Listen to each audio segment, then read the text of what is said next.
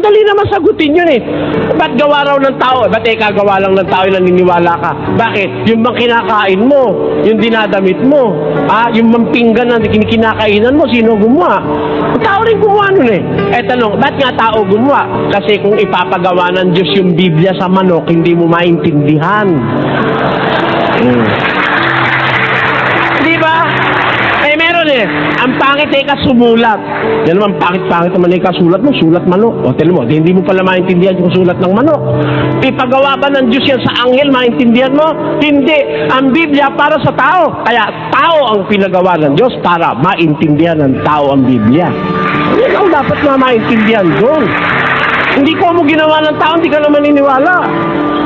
Ngayon, may gawa ang tao na hindi dapat paniwalaan. Aling gawa? Yung gawang wala sa katwiran ng Diyos.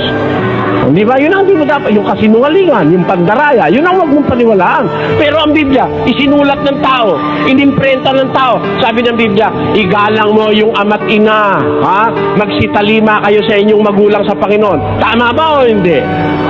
Tama yung kahit konsyensya mo na lang ang sundin mo eh. Tama yung sabi ng Diyos na igalang mo tatay mo't nanay mo eh. Iro mo tatay mo't nanay mo, nagpalaki sa'yo, nung maliit ka, bantay ng bantay sa'yo, nagpupuyat.